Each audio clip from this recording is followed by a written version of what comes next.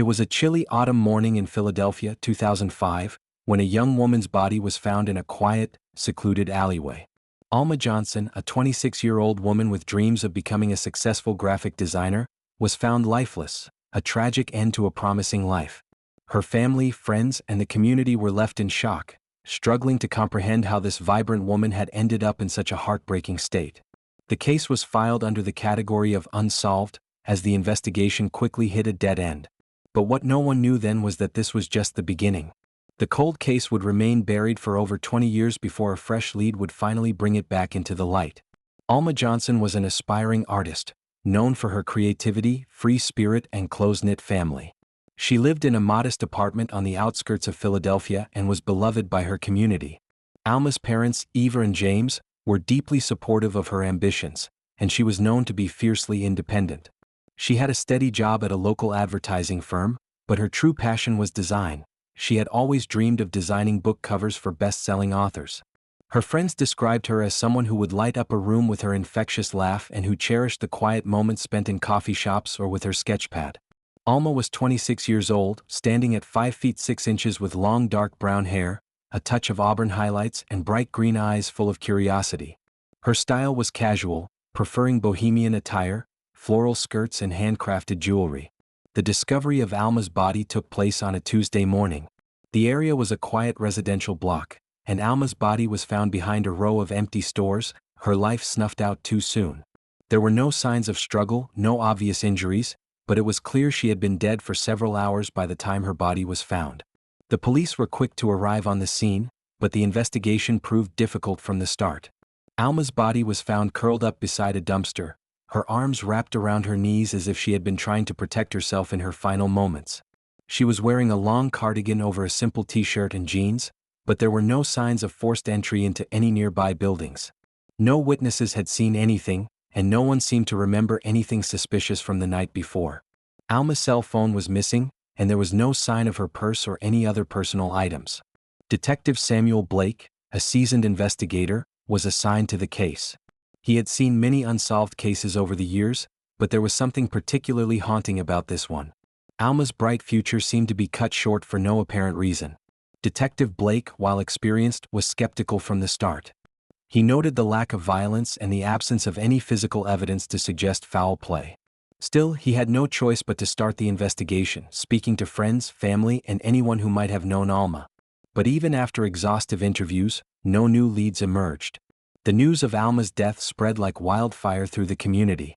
Her parents, Eva and James, were devastated by the loss of their only child.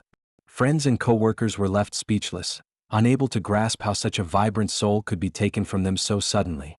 Alma's death sent shockwaves through the local community, leaving a deep wound that would never fully heal. In the weeks that followed, candles were lit at local vigils, and a memorial was set up in front of her favorite cafe. People who didn't even know Alma mourned her loss, struck by the senselessness of it all. Yet, the community's grief was compounded by the frustration of not having answers. The investigation into Alma Johnson's death quickly ground to a halt. Detective Samuel Blake, despite his vast experience, couldn't shake the feeling that there was something more to this case, something hidden beneath the surface. Alma's death didn't fit the profile of a typical homicide. There were no obvious signs of struggle, no weapon recovered, and no witnesses. For weeks, Blake and his team went over the same ground again and again, questioning Alma's friends, family, and co-workers, but every lead turned up empty.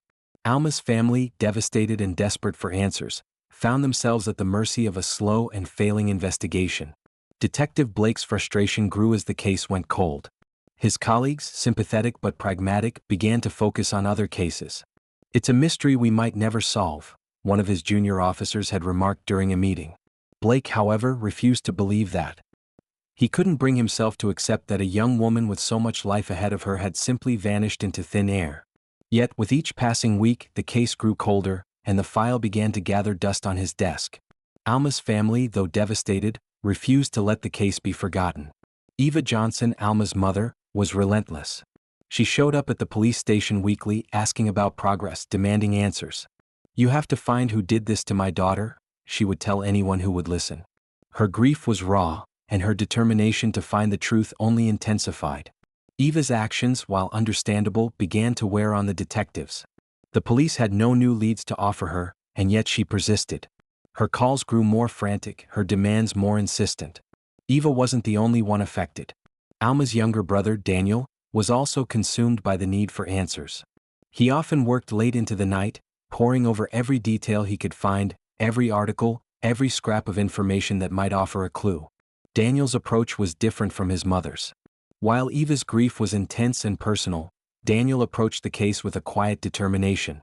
He made his own inquiries, reaching out to Alma's old friends, and even speaking to people who hadn't been interviewed before.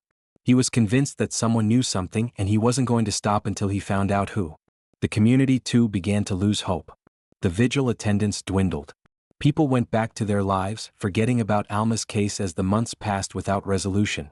The city streets grew busy again, the neighborhood that Alma had once been a part of continued on with their daily routines, and Alma's memory started to fade. Yet for those who knew Alma, especially her family, the pain remained, always present in the quiet moments when they thought of what could have been. For Detective Blake, the sense of failure was unbearable. He had seen many cases go unsolved, but Alma's death felt different. There was something about her that he couldn't shake.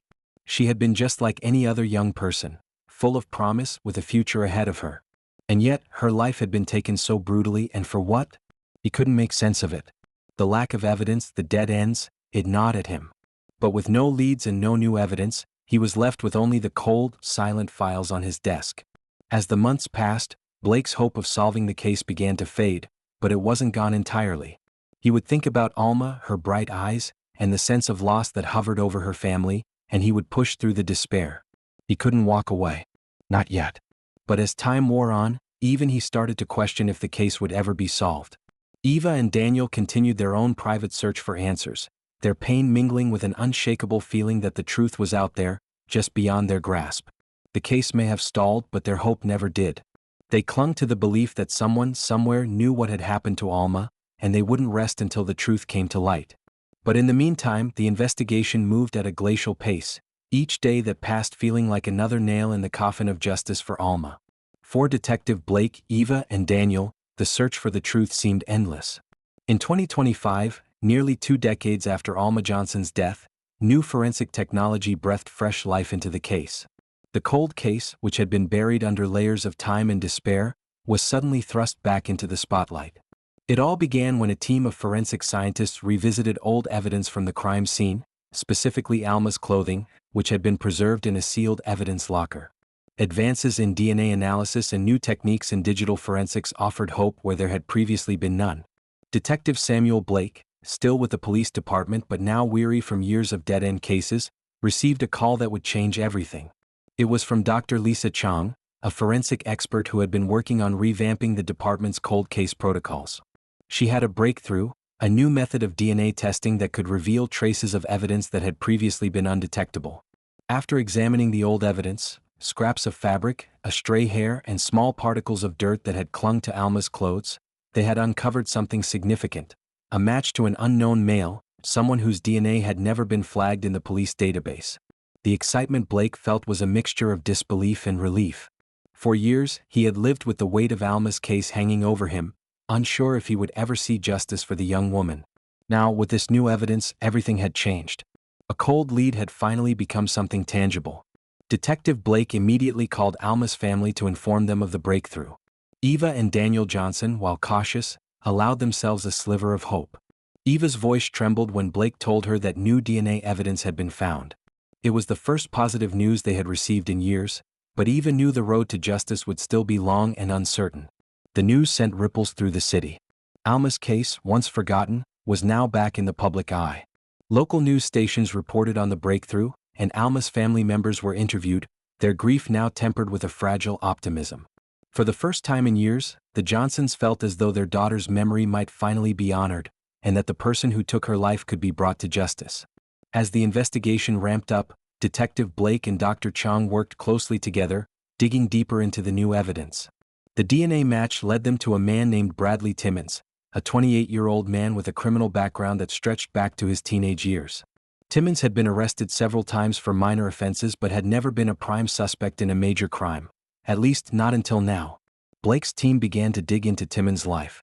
They uncovered that he had lived in the same neighborhood as Alma at the time of her death. However, there were no direct links between the two. No mutual friends, no romantic ties, nothing that suggested they had any sort of connection. Yet, as the investigation deepened, a pattern began to emerge. Timmons had been in the area the night Alma died, and despite his denials, there were enough circumstantial pieces that began to link him to the crime scene. Detective Blake was hesitant to leap to conclusions, but everything about the case now seemed to point in Timmons' direction. The breakthrough in DNA analysis, the timeline matching his whereabouts, and the fact that he had never been fully investigated made Timmons the most likely suspect. Alma's family, still reeling from the pain of losing their daughter, had to come to terms with the possibility that they were now one step closer to the truth. For Eva, the long years of not knowing who had killed her daughter were more than she could bear. The hope of seeing Alma's killer arrested was both a blessing and a curse, knowing that justice could be served, but realizing that it would never undo the damage done to their family. With the new evidence in hand, Blake and his team set out to bring Bradley Timmons in for questioning. The plan was to approach him quietly, without alerting him to the fact that he was now the prime suspect. The detective knew how crucial it was to get Timmons to slip up, to provide something, anything, that would confirm his guilt. As the team prepared to bring Timmons in, the city's atmosphere shifted. What had once been a forgotten tragedy now became the talk of the town. The Johnsons received an outpouring of support from the community. People who had once forgotten Alma's case now rallied behind her family. It was as if the whole city was waiting for the final act in this long unsolved mystery. Yet even as the pieces of the puzzle began to fall into place, the journey ahead was far from easy. Bradley Timmons may have been the most obvious suspect, but there was still so much to learn. Detective Blake knew that the next steps would be crucial, and that nothing was guaranteed until they had enough evidence to ensure Timmons would stand trial for the crime he had committed. As the investigation shifted into high gear, it became clear that the case of Alma Johnson would be the one that would define Blake's career. He had lived with the ghost of this case for far too long. Now the long-awaited answers were within reach. But the question remained, was Bradley Timmons the killer they had been waiting for all along?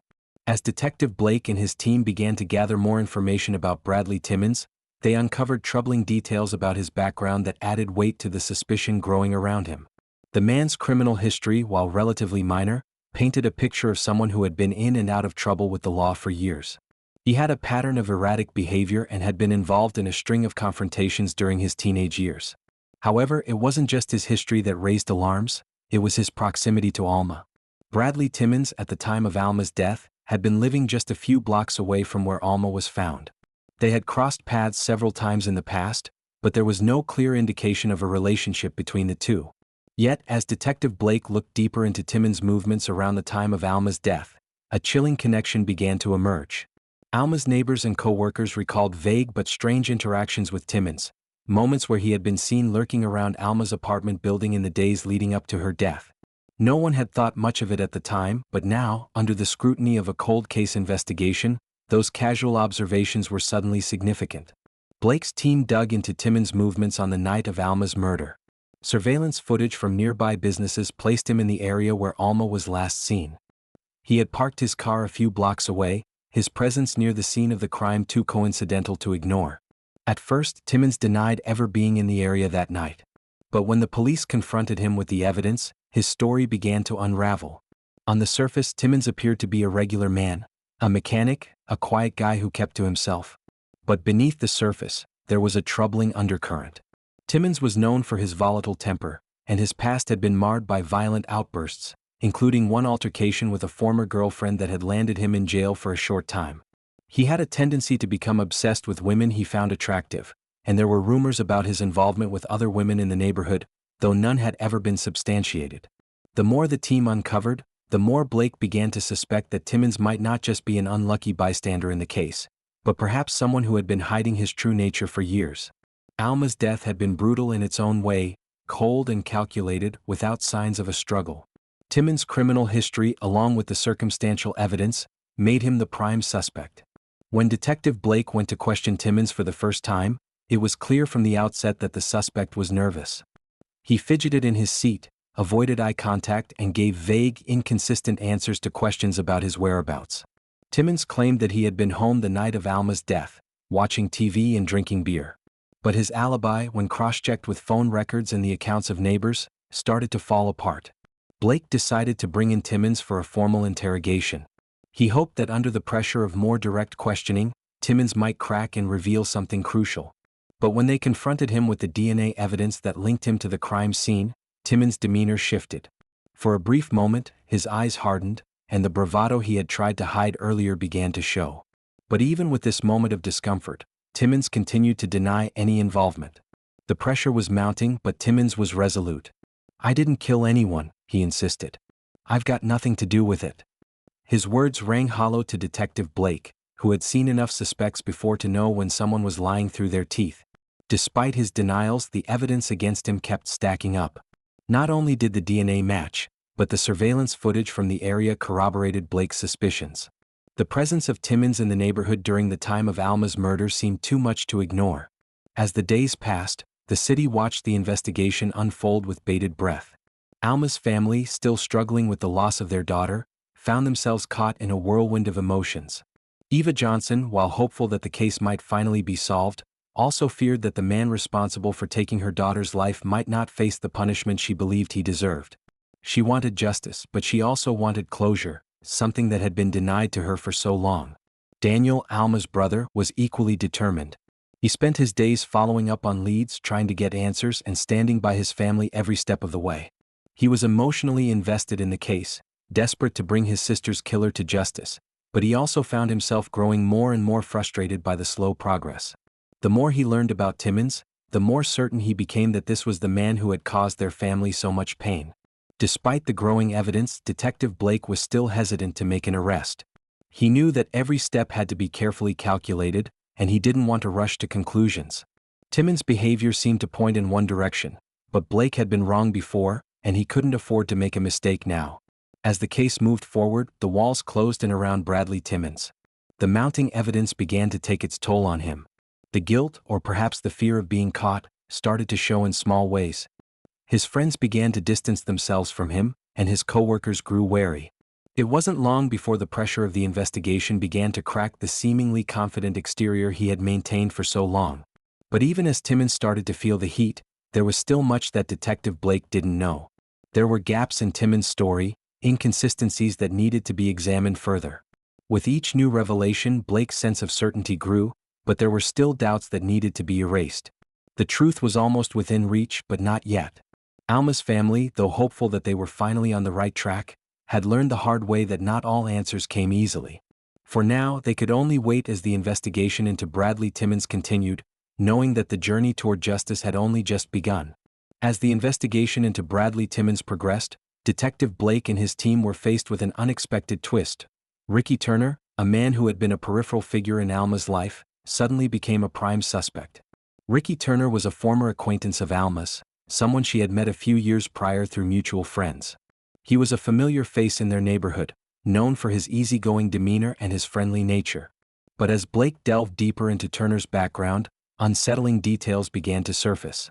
Turner had been in and out of trouble with the law throughout his life, mostly for minor offenses like public drunkenness and disorderly conduct. He had never been involved in anything serious, but there were whispers that he had been particularly fixated on Alma. Witnesses recalled Turner showing up at the cafe where Alma worked, lingering around and trying to engage her in conversation, even when she seemed uninterested. Several people had mentioned that Turner seemed to have developed a bit of an obsession with Alma, although there had been no evidence to suggest that he posed a real threat to her. As the investigation unfolded, Turner's behavior raised red flags. A tip-off from a local informant placed him in the vicinity of the alley where Alma's body was discovered on the night of her death. Surveillance footage from a nearby store seemed to show Turner walking past the crime scene. However, the footage was grainy and Turner's face was obscured by the darkness, making it difficult to confirm his involvement. When Blake brought Turner in for questioning, he was calm, almost too calm. He insisted that he had been at home that night, watching TV and drinking beer alone. But as Blake pressed him further, Turner's story began to crack. His alibi was weak, he couldn't remember the exact details of the night in question, and his timeline didn't add up. Blake knew that Turner was hiding something, but what? The team focused their efforts on Turner, conducting a series of interviews with his friends and family. They learned that Turner had been infatuated with Alma, though he had never expressed it directly to her. His infatuation had become more obsessive in the weeks leading up to her death. But when asked about Alma's murder, Turner denied any involvement, claiming that he had simply been in the wrong place at the wrong time. Despite the mounting suspicions, there was no physical evidence to link Turner to the crime. His DNA did not match the samples found at the scene, and there were no fingerprints or other forensic clues that tied him to the murder. But Turner's involvement in the case raised more questions than it answered. Blake and his team followed up on every lead, hoping that something would break the case wide open. They dug into Turner's past, revisiting old cases where he had been involved in minor incidents, looking for patterns of behavior that might suggest a more dangerous side to him. But every time they thought they had a breakthrough, the evidence seemed to fall apart. The media, always eager for a sensational story, latched onto Turner as the prime suspect. News outlets reported on his obsession with Alma, and the public's perception shifted. People in the neighborhood started to view Turner with suspicion, his every move scrutinized. But Blake knew that rushing to judgment without concrete evidence could ruin the investigation. Despite all the attention on Turner, Blake's gut told him that they were chasing the wrong lead. He had been a seasoned detective for years, and while Turner fit the profile of someone who might have been involved, something didn't sit right. The more he thought about it, the more Blake began to suspect that Turner might not be the killer at all. Alma's family, too, began to feel the strain of the investigation. Eva Johnson was torn between the hope that they might finally be getting close to the truth and the fear that they were simply following a false lead. Every time they thought they were closer to justice, something threw them off course. They had waited so long for answers, and now the thought that they might have been led down the wrong path again was unbearable. As Blake re-evaluated the evidence and re-examined Turner's involvement, he realized that there was one thing he had missed. The key to solving this case wasn't Turner, but rather someone much closer to the victim. The case had taken a dramatic turn, and Blake knew that the truth was still out there, waiting to be uncovered. But the question remained, who was the real killer? Blake called off the investigation into Turner, much to the frustration of his colleagues. They had been so sure of his involvement, but without the evidence to back it up, they couldn't justify continuing to pursue him. The public, too, was growing restless, with people demanding answers. But for Detective Blake, the false lead only reinforced his determination to find the real killer. In the end, Turner was cleared, and the investigation shifted focus once again. Blake's hunch was right. There was someone else out there, someone whose connection to Alma had been overlooked. The killer was still out there, but now Blake had to piece together the final pieces of the puzzle, even if it meant looking in unexpected places. Just when it seemed that the investigation into Alma Johnson's death was back to square one, a surprising twist brought a new suspect into the spotlight. The case, which had stalled repeatedly over the past few months, took a turn that no one had anticipated. The lead came from an unexpected source: Megan Wallace, a close friend of Alma's who had been interviewed earlier in the investigation. Megan, it turned out, knew more than she had initially let on. Megan Wallace had been a close confidant of Alma's, someone who had seen her through both her triumphs and struggles. They had met during their college years, where they had bonded over their shared love for art and design. Megan was outgoing and well-liked by everyone, while Alma was a bit more reserved. Despite their differences, the two women formed a strong friendship that lasted long after college. Alma had confided in Megan about her dreams of becoming a successful designer, and Megan had always been supportive, often helping her friend navigate the challenges of starting out in a competitive field. But Megan's involvement in the case was more complicated than anyone had realized. As Detective Blake and his team re-examined their earlier interviews, they discovered that Megan had been acting strangely in the weeks following Alma's death.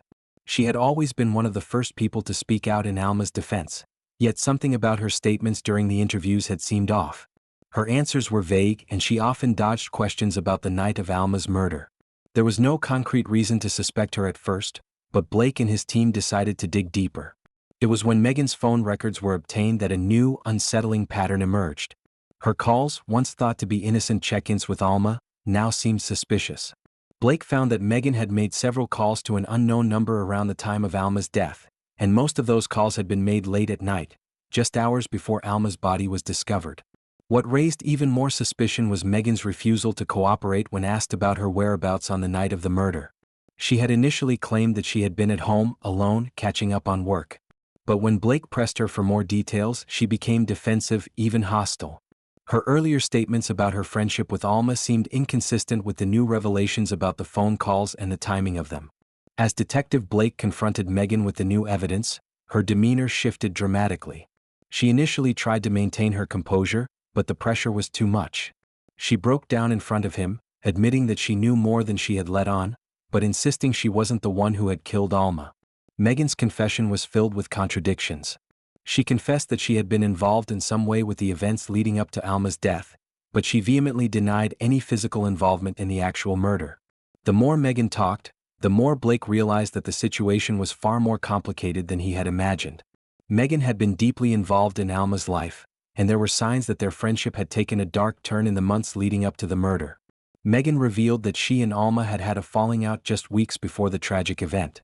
Alma had discovered that Megan had been secretly pursuing a relationship with one of Alma's old boyfriends, a man named Aaron, who had left Alma devastated when they broke up years earlier.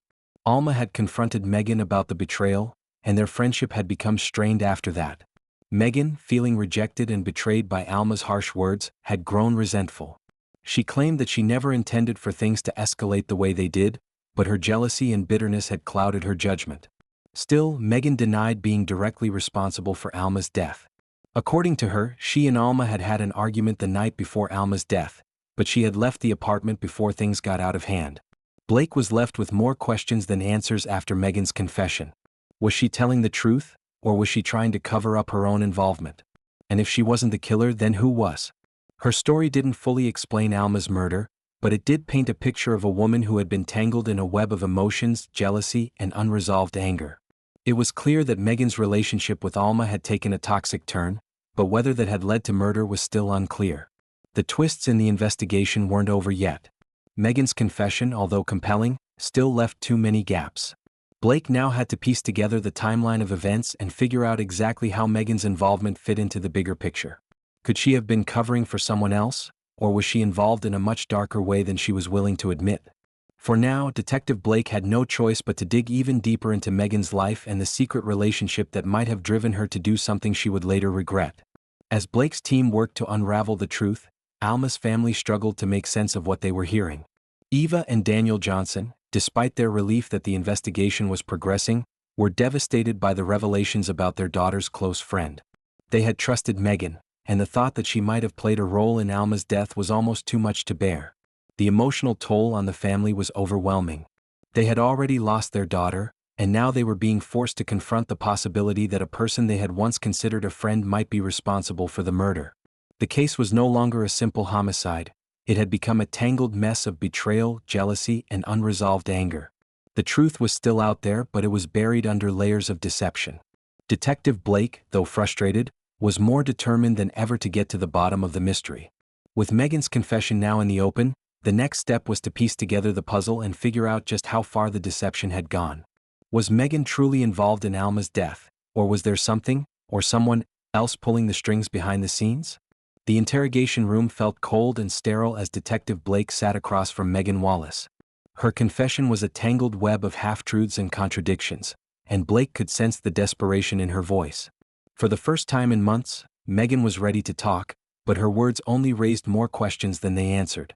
Megan's emotions fluctuated between anger, guilt, and fear as she recounted the events leading up to Alma's death. Her eyes were red, and her hands trembled slightly as she spoke. "I never meant for it to happen," she said, her voice cracking. "But everything just spiraled out of control." She stared down at her hands as if the weight of her words were too much to bear. Blake listened intently, piecing together the fragments of her confession. Megan admitted that her relationship with Alma had become strained in the months leading up to her death. The root of their falling out, she claimed, was Alma's discovery that Megan had been secretly pursuing a relationship with Aaron, Alma's ex-boyfriend. The revelation had caused a rift between the two women, and their friendship had soured quickly after that.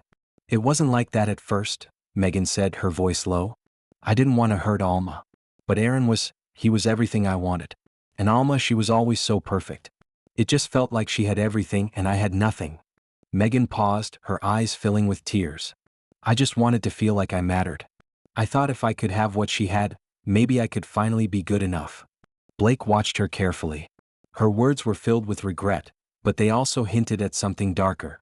Megan's jealousy had festered over time, turning into resentment. She confessed that she had been angry at Alma for confronting her about the relationship with Aaron. Alma had made it clear that she couldn't forgive Megan, and their friendship had ended in a bitter argument. "I didn't want things to go that far," Megan said, her voice trembling. "But I was angry. And when Alma confronted me, I snapped." She wiped a tear from her cheek. I told her she didn't know anything about me, that she had no right to judge me. It wasn't supposed to go any further than that. I just wanted to hurt her the way she hurt me. But Megan's account of the night in question didn't fully explain the murder. She claimed she had left Alma's apartment that evening after their argument, but the timeline didn't add up. Megan couldn't remember exactly when she had left or where she had gone after. There were gaps in her story, moments of confusion that only deepened the mystery. Blake pressed her for more details, but Megan's answers were fragmented, and her story didn't make sense. As Blake continued to probe, Megan became increasingly defensive. "I didn't kill her, detective," she exclaimed, her voice rising. I just wanted her to feel the way I felt. But I didn't do anything to hurt her." Blake wasn't convinced. The inconsistencies in her confession were too glaring to ignore. Megan had a clear motive, and there was no denying the toxic nature of her feelings toward Alma. But was she the one who killed Alma, or was she hiding something even darker? "I don't know what happened after I left," Megan whispered. "I was angry, but I didn't mean to hurt her. I swear I didn't. I don't even know how her body ended up where it did." Blake took a deep breath. Megan's story was full of gaps, and the more she spoke, the more Blake felt that something was being left out. He couldn't shake the feeling that Megan was covering for someone. But who? And why? As the hours ticked by in the interrogation room, Megan's emotions continued to swing wildly. At times, she seemed remorseful, filled with guilt over the role she had played in ruining her friendship with Alma. At other times, she grew defensive, insisting that she had nothing to do with Alma's death. Blake knew that he couldn't trust her completely, but he also knew that she was key to unraveling the truth. He had to dig deeper, and he needed to find the one detail that would bring everything into focus. If Megan was involved, she was hiding something critical. But if she wasn't, then it meant that someone else was responsible for Alma's death, someone who had been in the shadows all along. At the end of the interrogation, Blake stood up, leaving Megan in the room with her thoughts. "We'll be in touch," he said, his tone flat. Megan didn't respond, her head hanging low as she stared at the floor. The investigation had just taken another unexpected turn. Megan's confession had given Blake more to work with, but it had also raised more questions. She was clearly hiding something, and Blake knew that he had to figure out what that was. The pieces were slowly falling into place, but they didn't fit together yet. The truth was still out there, and it was up to Blake to find it. As Detective Blake continued to untangle the web of lies, contradictions, and half-truths surrounding Megan Wallace's confession, a sudden shift in the investigation brought a shocking revelation. The evidence had pointed in so many different directions, and Blake had thought that Megan Wallace, Alma's close friend, was involved in the crime. But something didn't sit right. After revisiting the evidence and piecing together more interviews, Blake's gut instinct told him that Megan wasn't the killer, but she knew the killer. And the real murderer had been hiding in plain sight all along. In the days following the interrogation with Megan, Blake re-examined the timeline of events surrounding Alma's death. Megan's confession had been a distraction, filled with emotional outbursts and guilt, but it lacked the final pieces that could definitively link her to the murder. Blake, however, was no longer looking at Megan. He turned his focus to someone who had been involved in the case from the very beginning: Aaron Daniels, Alma's ex-boyfriend. Aaron had been one of the first people to be questioned by the police when Alma's body was discovered. He had been emotionally distraught, claiming that he had broken up with Alma months before her death and had no idea who could have harmed her. His alibi had checked out, and at the time, there seemed to be no reason to suspect him. But as Blake revisited Aaron's background and recent interactions with Alma, a chilling pattern began to emerge. Aaron had not only been a part of Alma's past, but his presence had been looming over her life in the months leading up to her death. Megan Wallace had confessed that she had rekindled a relationship with Aaron shortly before Alma's murder, a relationship that Alma had discovered and confronted. The fallout from that confrontation had been dramatic, and Alma had been hurt by her best friend's betrayal. But what Megan had failed to mention, what Blake uncovered through his investigation, was that Aaron had continued to reach out to Alma even after their breakup. In the weeks before Alma's death, Aaron had been calling her multiple times, trying to re-establish contact. Alma had refused to take his calls, but that didn't stop Aaron from showing up at her apartment, hoping to fix things between them. Blake dug into Aaron's recent activities and discovered that he had been in the same neighborhood on the night Alma was murdered. Surveillance footage from nearby businesses showed him walking past Alma's building at around the same time she was believed to have been killed. Aaron's presence at the crime scene wasn't a coincidence. The pieces of the puzzle were finally falling into place. Blake contacted Aaron for another round of questioning. This time he knew things were different. Aaron's body language was stiff, his nervousness more pronounced. When Blake confronted him with the new evidence, Aaron's calm exterior cracked. At first he denied being involved in Alma's murder, but as Blake pushed him further, his story began to unravel. Aaron admitted to being at Alma's apartment on the night of the murder, but he insisted that he had just wanted to talk to her and make amends. According to Aaron, Alma had been upset, telling him to leave and never come back. The tension between the two had escalated quickly. Alma, in a fit of anger, had lashed out at Aaron, telling him that their relationship was over for good. But Aaron couldn't accept it.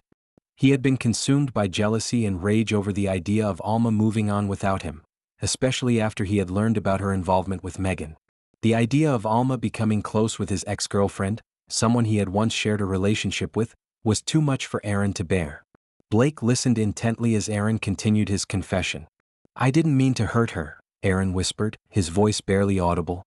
"I just wanted her to understand. I thought we could work things out. But she didn't want to hear me out. She just pushed me away." In the heat of the argument, Aaron snapped. His anger overwhelmed him, and in a moment of blind rage, he attacked Alma. The confrontation quickly turned violent. In his anger, Aaron strangled Alma, his hands closing around her neck as she fought to free herself. But it was no use. Alma's life ended that night, her dreams crushed by the hands of someone she had once trusted. Aaron's confession was chilling not just because of the violence, but because of the cold, methodical way he spoke about the murder. He never once expressed true remorse, only regret that things had turned out the way they did. His justification was simple. He couldn't stand the thought of losing Alma, not when she was slipping away from him. As Aaron was taken into custody, the weight of the truth hit Alma's family hard. Eva and Daniel Johnson had spent years hoping for answers, but they had never imagined that Aaron, the man from Alma's past, could be the one responsible for her death. Their pain was amplified by the betrayal they felt. Alma's murder had been a senseless act, a crime driven by jealousy and obsession rather than any real motive. It was a harsh reality to face, knowing that someone so close to their daughter had taken her life. The arrest of Aaron Daniels sent shockwaves through the community. The once beloved ex-boyfriend, now revealed to be a murderer, was the last person anyone expected to be the killer. The investigation, which had seemed to stall for so long, was finally concluded, and the truth had come to light. Detective Blake, though satisfied with the resolution, couldn't help but feel a sense of emptiness. The case had consumed him for so long, and now that it was over, there was a hollow feeling inside him. He had solved the case, but the victory felt bittersweet. Alma was gone, and no amount of justice could bring her back. Eva and Daniel Johnson were left to pick up the pieces of their shattered lives. While they had finally gotten the justice they deserved, they were forced to confront the painful truth that their daughter's life had been taken by someone she had once loved. The road to healing would be long, but at least they could begin to move forward, knowing that Alma's killer had been brought to justice. The arrest of Aaron Daniels shook the community to its core. Alma's family, friends, and even the people who had known Aaron for years were in disbelief. It was one thing to suspect someone, but it was another to have that person's identity revealed as the killer. Aaron, once a beloved figure in the neighborhood, was now the man responsible for the brutal murder of Alma Johnson. The news spread like wildfire, and as the details of his confession came to light, the shock only deepened. Detective Blake stood in the dimly lit interrogation room, watching Aaron as he was processed and taken into custody. For the first time in years, Blake felt a sense of closure. He had solved the case that had haunted him for so long, but the satisfaction of bringing Alma's killer to justice was overshadowed by the tragedy of it all. Aaron's calm demeanor during the arrest and his lack of genuine remorse disturbed Blake. There was no sense of guilt in his eyes, only an unsettling emptiness. Aaron didn't seem to care that he had taken a life, nor did he show any true regret for his actions. When the police finally placed Aaron in the holding cell, they began to prepare for his transfer to the county jail. Blake watched him being led away, his mind racing with the implications of it all. How could someone who had once been so close to Alma, someone she had once trusted, become capable of such violence? It was a question that would never have a clear answer. The reality of the situation was that Aaron's jealousy and rage had led him to murder, and nothing could change that now. Back at the police station, the paperwork for the arrest piled up. Blake had been the lead detective on this case from the very beginning, and now that the killer was in custody, he had to ensure that everything was handled properly. The case wasn't over yet.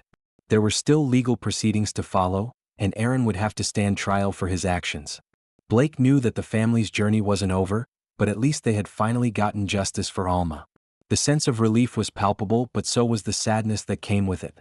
As Blake made his way to the office to finish the arrest reports, he couldn't help but think about Alma's family, Eva and Daniel Johnson. They had suffered for so long, not knowing what had happened to their daughter, and now, after so many years of unanswered questions, they finally had the truth. But Blake also knew that the road to healing would be long for them. Justice had been served, but Alma was still gone, and no amount of legal closure could bring her back. Blake had become somewhat of a silent observer in Alma's family's life over the course of the investigation. He had seen their pain, their resilience, and their relentless pursuit of answers. Eva, Alma's mother, had been the one to carry the emotional weight of the case, while Daniel had been the quiet force, pushing for justice with every fiber of his being. The two of them had fought for so long, and now they had the closure they deserved. Blake knew that their grief would never fully go away, but the arrest of Aaron Daniels was a step in the right direction. When Blake visited the Johnson family to deliver the news that Aaron had been arrested, he found them sitting in the living room, waiting. Eva was holding a picture of Alma, a smile frozen on her face from a happier time. Daniel sat beside her, his posture stiff but his eyes hopeful. Blake could see the mix of emotions written on their faces: relief, disbelief, sadness. Eva looked up when Blake entered, and her expression softened just slightly. "You found him, didn't you?" Eva's voice cracked, but she managed to hold herself together. Blake nodded, his voice quiet. "Yes, we did. Aaron Daniels is in custody," he confessed. Eva let out a shaky breath, and Daniel stood up, walking over to Blake. "You don't know how much this means to us." "Thank you," he said, his voice thick with emotion. Blake gave a small nod. "It's not over yet. There's a trial ahead, but you've got the truth now." Eva wiped her eyes with the back of her hand, and for a brief moment, Blake saw a flicker of peace in her expression.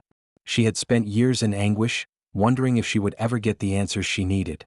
Now she had them. It wasn't the outcome she had hoped for, she would never get Alma back, but it was justice. The killer had been identified, and Alma's memory would finally be honored. As Blake left the Johnsons' home that evening, he felt a weight lifted off his shoulders, but the relief was bittersweet. He knew the family would still need time to process everything, but he hoped that this step would allow them to begin healing. The long search for answers had finally come to an end, and for the first time in years, Alma's family could breathe, knowing that the person responsible for her death had been caught. But for Detective Blake, the arrest of Aaron Daniels only marked the beginning of another chapter.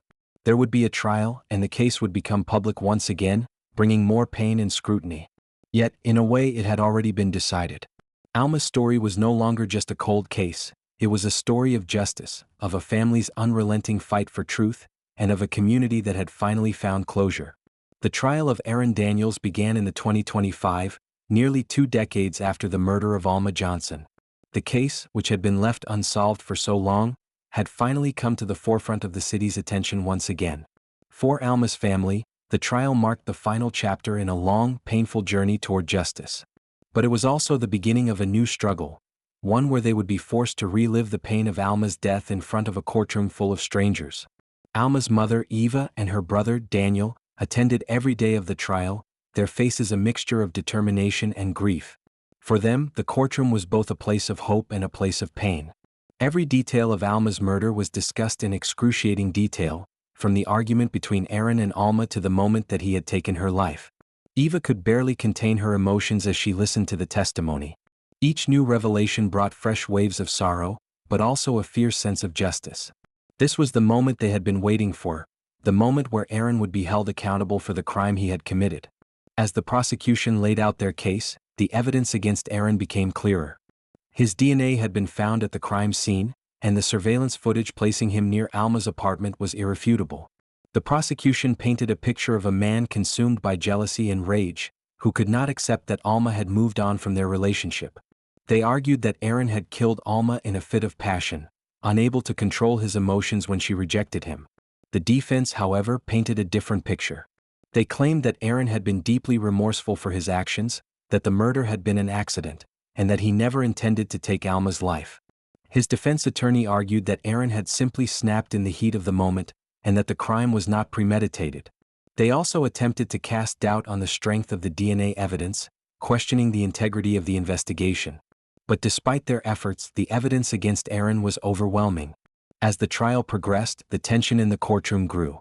The Johnson family, though emotionally exhausted, remained resolute in their pursuit of justice for Alma. Eva, especially, had a quiet strength about her, holding her emotions in check as she listened to the testimony. But there were moments when her pain became too much to bear, and she would quietly dab her eyes with a tissue, as if trying to hold on to the fragments of her daughter's memory. The defense's attempts to humanize Aaron fell flat. His remorse seemed forced, and the jury was not convinced by his portrayal of himself as a man who had simply lost control. The emotional weight of the trial was too much for him to bear. As the prosecution presented their closing arguments, Aaron's stoic demeanor finally cracked, and he seemed to slump in his chair, as though the weight of his actions had caught up with him. There was no denying it now, he had taken a life and he had to face the consequences. When the jury returned with their verdict, the entire courtroom held its breath.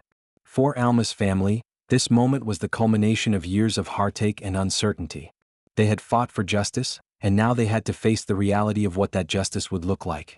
As the jury foreman stood and read the verdict, guilty of second-degree murder, Eva and Daniel Johnson exhaled in unison, the weight of the moment settling over them. It was over. Alma's killer had been convicted, and her family had finally received the justice they had waited so long for. But even as the guilty verdict was delivered, the aftermath of the trial left lasting scars. Eva and Daniel had their closure, but it came at a heavy cost. The pain of Alma's loss would never fade, and the memories of the trial would haunt them for the rest of their lives. For Eva, the feeling of loss was compounded by the knowledge that the man responsible for taking her daughter's life had once been someone she had trusted, someone who had been close to Alma. The betrayal cut deeper than anything she had ever imagined. Daniel, on the other hand, struggled with a quiet anger. He had pushed so hard for justice, but now that it had been served, he was left with the emptiness of knowing that his sister would never return. No amount of closure could fill the void that Alma's death had created in their lives. He knew that his family's healing would be a long and difficult road, but at least they had the knowledge that the person who had taken Alma's life would spend years in prison. Aaron's sentencing came shortly after the verdict. The judge handed down a sentence of 25 years to life, the maximum punishment for second-degree murder in the state. As Aaron was led away in handcuffs, his face remained impassive. He showed no emotion, no remorse, as if the weight of his actions hadn't yet sunk in. The contrast between Aaron's indifference and the Johnson family's raw grief was stark. While the family had endured so much pain and suffering, Aaron seemed detached from the reality of what he had done. For Alma's family, the trial was over, but their journey was far from finished. The road to healing was just beginning, and they knew that it would be a long and difficult process.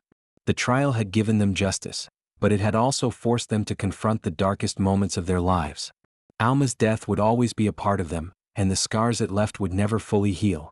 But despite the pain, Eva and Daniel found solace in the one thing they had fought for all these years: the truth.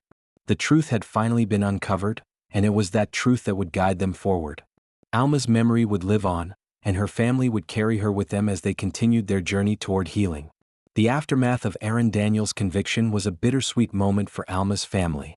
Eva and Daniel Johnson had spent years trapped in an unrelenting cycle of grief, waiting for justice, for answers. Now, with the verdict delivered and the truth finally revealed, they were left to navigate a world forever changed.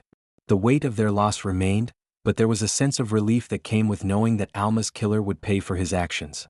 Justice had been served, but the journey of healing had only just begun. Eva Johnson, Alma's mother, found herself alone in the quiet moments after the trial. The victory, though hard-earned, did not fill the void left by her daughter's absence. She sat in Alma's old bedroom, surrounded by photos of her daughter, remembering the laughter they had shared, the dreams Alma had for her future. Alma had been everything to Eva, a source of pride, love, and joy. And now, all that remained were memories and the knowledge that the person responsible for her death would never be free again. But Eva also found a strange comfort in knowing that Alma's death was no longer a mystery. For so many years, she had wondered what had happened, who had taken her daughter from her. Now, at least, she had the answers. Alma's story would no longer be a cold case. It was a story of justice, of a family's resilience in the face of unimaginable loss. Daniel Johnson, Alma's younger brother, struggled with the emotions that came with the verdict. The anger that had built up over the years had finally been given a name. Aaron Daniels had taken his sister's life, and Daniel had been relentless in his pursuit of justice for her. But even with the conviction, Daniel could not shake the feeling of emptiness. His sister was still gone and nothing could bring her back. The sense of finality that came with the trial felt cold, like a door that had been shut, leaving behind a silence that was deafening. Still, Daniel knew that he had to move forward. The justice they had fought for had been served, and now it was time to heal, as difficult as that would be. He stood by his mother, helping her navigate the emotions of the trial's aftermath. Together, they began the long process of finding peace, of rebuilding their lives in the wake of the pain that had defined their existence for so long. As time passed, the community too began to heal. The shock of Alma's murder had reverberated throughout Philadelphia, and the trial had brought attention to the deep wounds that had been left by her death. Alma had been a beloved figure in the city, and the news of her killer's conviction brought a sense of closure to the people who had known her. But even as the community began to move on, Alma's legacy remained. She was remembered not only for the way she had lived but for the way her death had sparked a search for justice that would ultimately lead to the truth. Detective Samuel Blake, who had worked tirelessly on the case for over a decade, felt the weight of closure in a different way. He had been the one to bring the case back to life, to piece together the fragments of evidence that had been buried for so long. And now, with Aaron Daniels behind bars, Blake could finally close the file. But the case had left a mark on him. The years spent searching for answers had taken their toll, and as the final chapter of the case was written, Blake found himself reflecting on the journey he had taken with Alma's family.